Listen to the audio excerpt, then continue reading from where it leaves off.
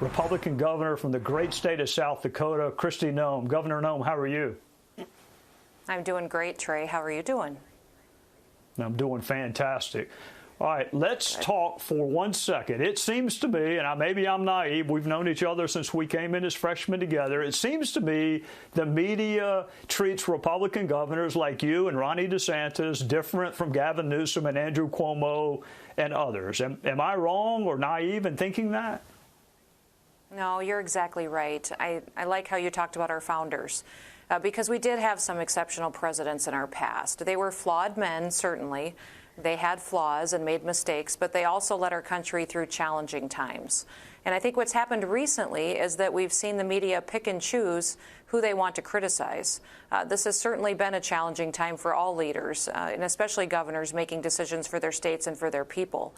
But they have not told the truth when it comes to what has happened during COVID-19 in each of our states, what the facts really are, and the holistic approach that many of us took to make sure we were taking care of our people.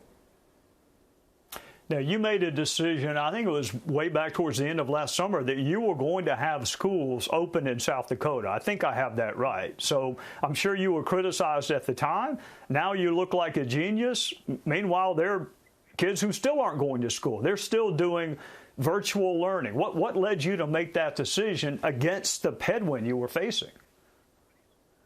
Well, we just consistently focused on what we knew about the virus, the science of it, the fact that our kids needed to be in school to learn. You know, when kids weren't in school, we saw that they were only achieving about 70% of normal in reading, only about 50% of normal in math, that was going to be detrimental to them long term, and their risk to the virus was much lower than it would be for older individuals that had health conditions. So evaluating all of that, free of fear, free of emotion, helped us to make the best decision for our kids. And Trey, that's what shocked me the most, was how the media would use fear to push an agenda during this pandemic. They used it to control people, and that is really what has been a grave disservice to the public.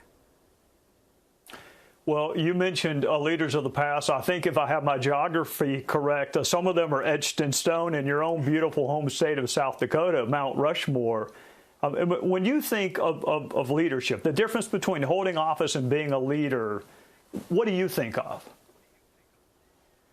Well, I think a leader tells the truth. You spoke of that earlier in your monologue. They're in search of justice, and that they know that ultimately the buck stops with them. They take input. They continue to be teachable in every situation. It was one of those things that my parents taught me growing up, was to be a problem solver, but also that I could learn something from every single person that I had an encounter with. Even if they were criticizing me, that I should evaluate the information that they gave me and use it to make my decisions. So, you know, those four men that are etched into Mount Rushmore are incredibly important to our history. And we saw a movement to tear them down earlier this year. They needed to be protected. We saw monuments across this country threatened, our history threatened.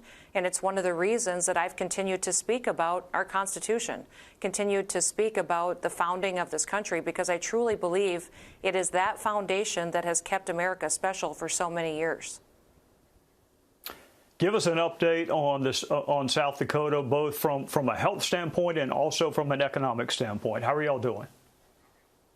We're doing good. You know, we've certainly had tragedies. I think everybody can look back on the last year with a lot of grief. We all know somebody we lost to this virus that changed our lives forever. But our infections are way down. We are on the downward slope of this. We're one of the top 3 states in the nation leading in vaccines. We also have the lowest unemployment rate in the nation. We have the least amount of jobs lost during this pandemic, least amount of hours lost, least amount of wages lost. People are moving to South Dakota in overwhelming numbers. Our real estate market has gone crazy. We're seeing historic revenues come into state government because of sales tax dollars of people doing very well because they've been able to keep their businesses open and provide for their families. And we're moving businesses to South Dakota in overwhelming numbers. I could triple the size of my economic development department, and we can't answer the phone for all the people who want to come to South Dakota because they recognize that the government here respects their freedom, that we don't have leaders here that overstep their authority in a time of crisis, and they want that kind of certainty in their lives. Governor, I'll let you go with this question. You are on the ballot in 2022. up for re-election. Do you think there's any chance that we may see you in South Carolina after 2022, just on a friendly visit? Oh, I'll come see you any day, Trey. You're one of my favorites. Well, you're one of mine. I love serving with you. Thank you for the wonderful job you're doing in South Dakota. My best to your family. Thank you for being with us. Thank you.